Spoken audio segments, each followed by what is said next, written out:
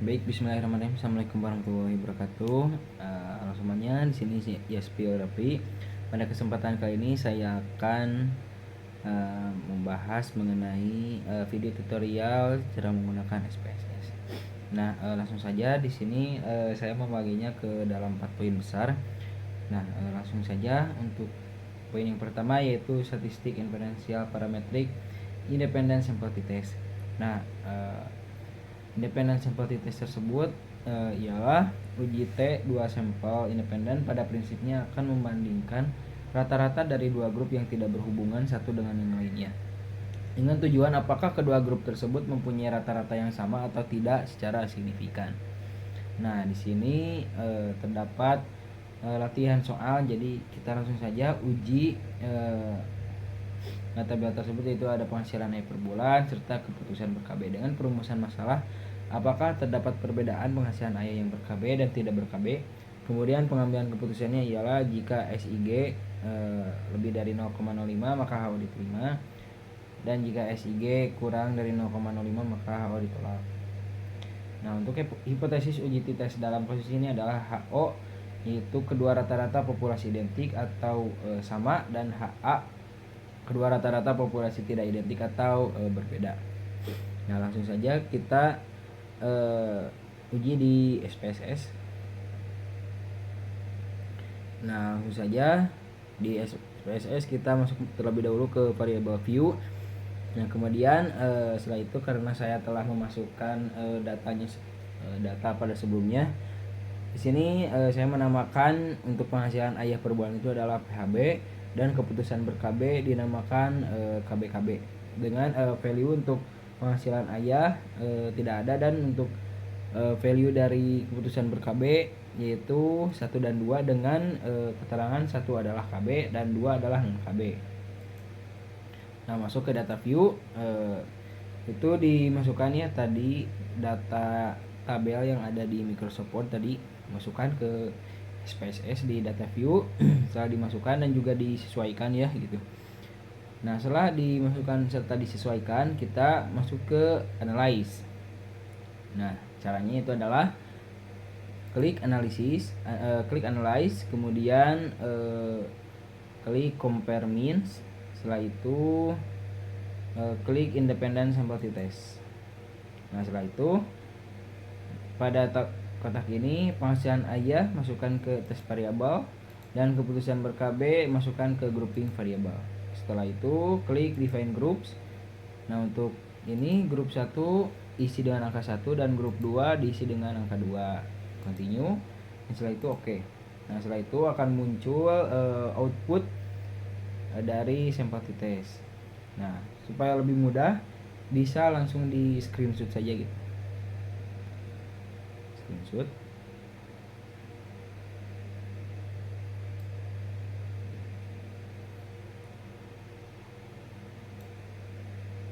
Cukup. Nah, copy, kemudian kita masukkan ke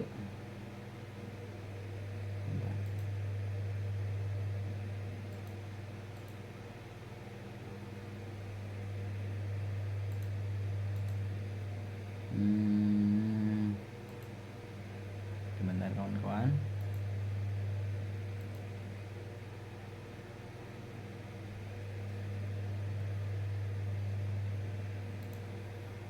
Oke, nah kita masukkan ya gitu screenshotan tadi ke Microsoft Word.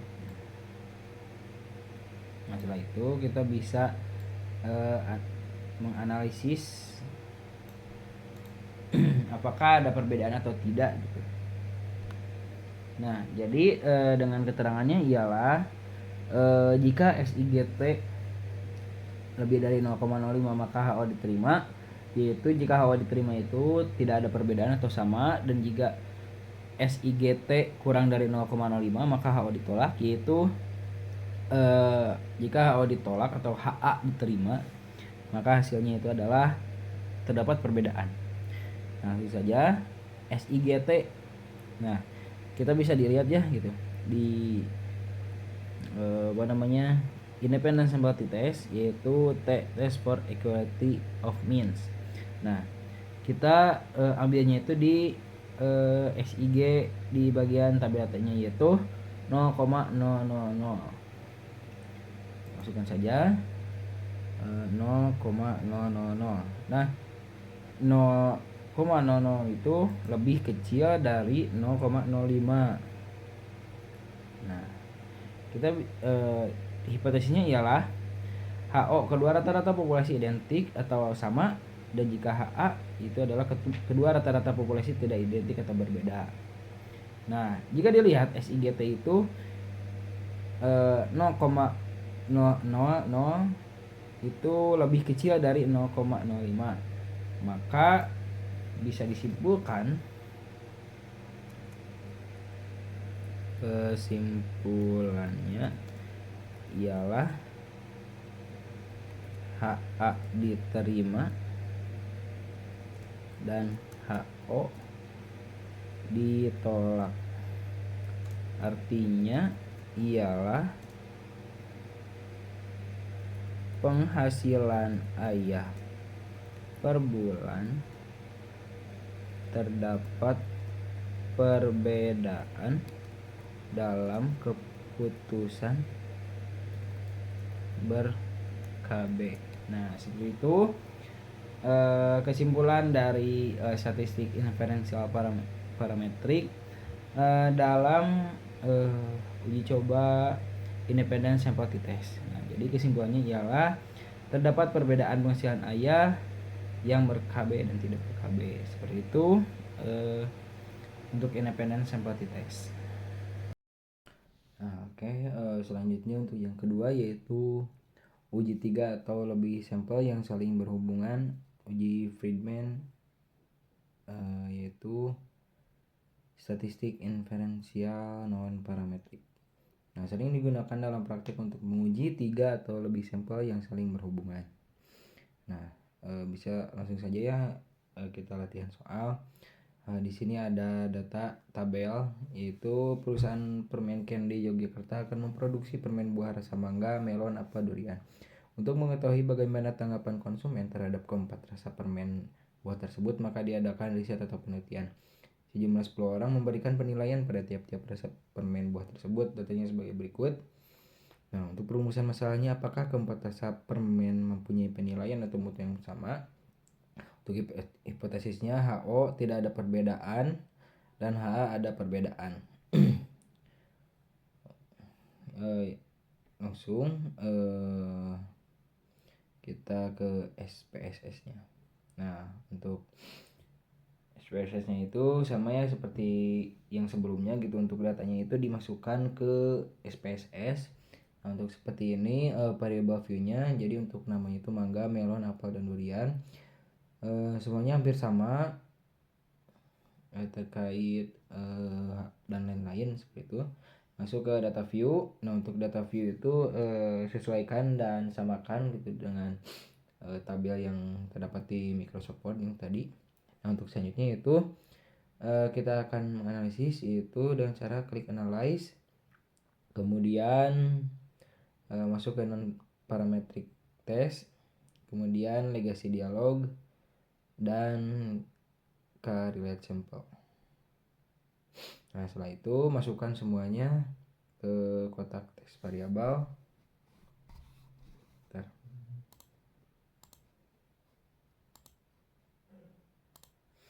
Nah, kemudian untuk test type-nya itu Friedman, kemudian klik OK. Nah, untuk datanya sudah ada. Untuk outputnya Friedman test. Kemudian setelah itu kita masukkan ke Microsoft Word yang tadi.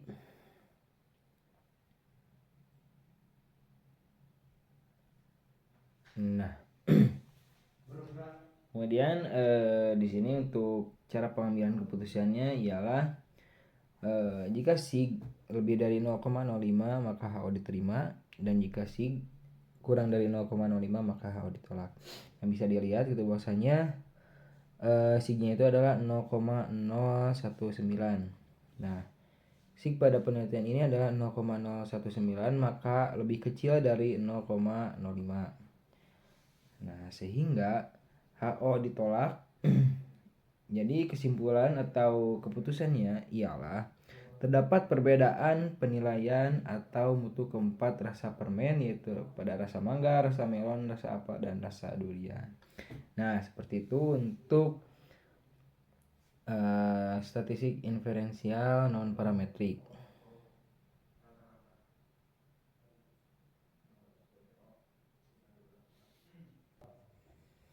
Nah, oke, untuk selanjutnya yaitu statistika deskriptif frekuensi. Nah, statistika deskriptif frekuensi ialah membahas beberapa penjabaran ukuran statistik deskriptif seperti mean, median, kuartil, persentil, standar deviasi, dan lain-lain dengan menggunakan menu frekuensi. Nah, langsung saja kita akan coba atau latihan soal. Nah, di sini sudah ada data seperti yaitu data tinggi dan juga gender. Nah, untuk perumusan masanya itu ada intinya itu ada satu ya, berapa persen total pengisi atau responden seperti itu. Nah, langsung saja. Nah, langsung saja kita masuk ke SPSS-nya. Nah, untuk SPSS seperti biasa ya, seperti tadi ataupun seperti sebelumnya, yaitu masuk dulu ke variable view, edit terlebih dahulu yaitu nama, tinggi, dan gender. Seperti biasa label, tinggi, cm, dan gender atau jenis kelamin. Kemudian values untuk gender itu adalah 1 untuk wanita dan 2 untuk pria. Nah, langsung kita masuk ke data view. Nah, untuk data view ini masukkan data yang terdapat di Microsoft Word tadi, kemudian masukkan ke data view ini dan juga sesuaikan seperti itu. Nah, setelah selesai memasukkan data dari Microsoft Word ke SPSS, kita langsung uji frekuensinya. Itu masuk ke analyze, kemudian deskriptif statistik, kemudian masuk ke frekuensi.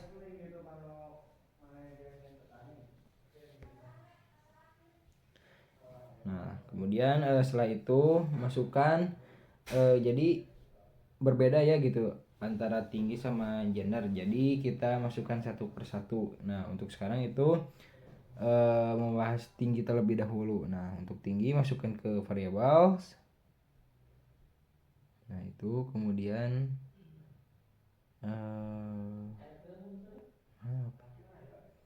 format format seperti ini. Stick, charts, tidaklah cukup ini. Nah, klik OK langsung. Nah, seperti ini data terkait statistik dan juga tinggi dari data tersebut. Kemudian lanjut ke ini masukkan terlebih dahulu ya, masukkan ke Word. Nah, hasil seperti ini. Oh ya, lupa seharusnya untuk ini apa sih namanya, sebentar. Nah, seharusnya nah ini seharusnya ini analyze, kemudian statistik, frekuensi, statistik, statistik, chartnya, p chart, continue. Oke. Aduh, saya lupa lagi. Nah, seperti ini. Nah, kemudian masukkan saja ya ke sini terkait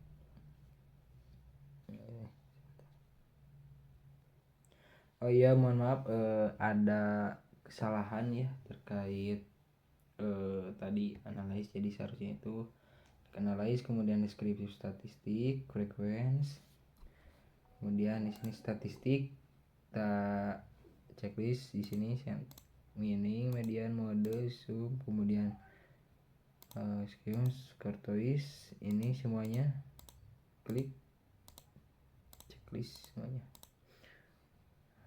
Mode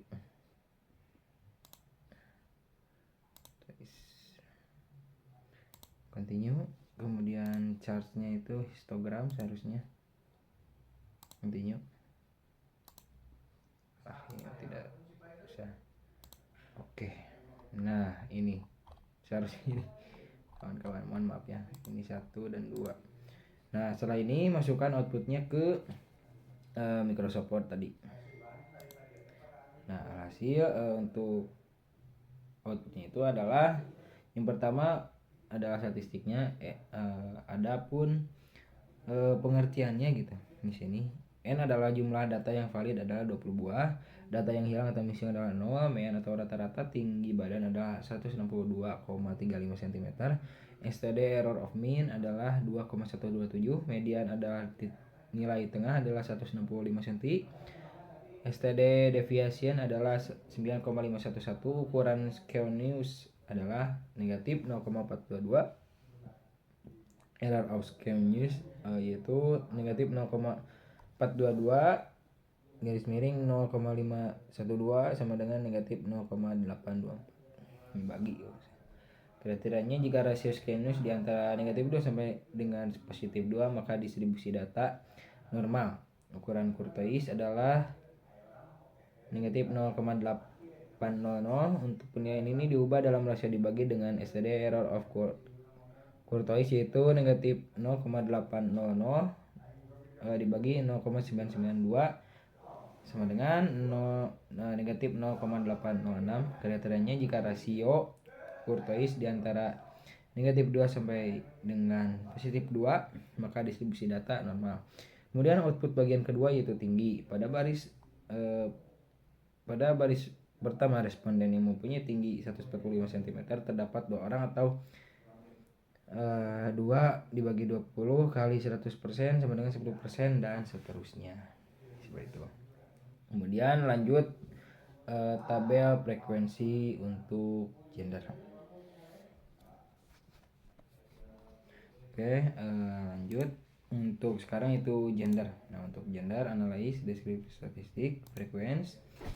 Untuk tinggi dialihkan dan untuk gender dimasukkan. Diubah untuk charge-nya itu adalah V charts, continue, kemudian oke. Nah hasil seperti ini pembagiannya. Nah untuk yang ini tidak usah dimasukkan, yang dibutuhkan ini adalah data gender dan histogramnya atau persentasenya seperti ini.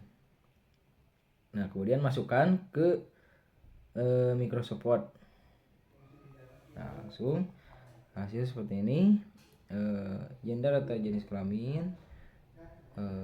Output bagian pertama gender, jumlah responden wanita 10 orang, 10 dibagi 20 kali 100% sama dengan 50%. Jumlah responden pria 10 orang, 10 bagi 20 kali 100% sama dengan 50%. Output bagian kedua, diagram pi terlihat dengan lingkaran pi memperlihatkan proporsi wanita dan pria.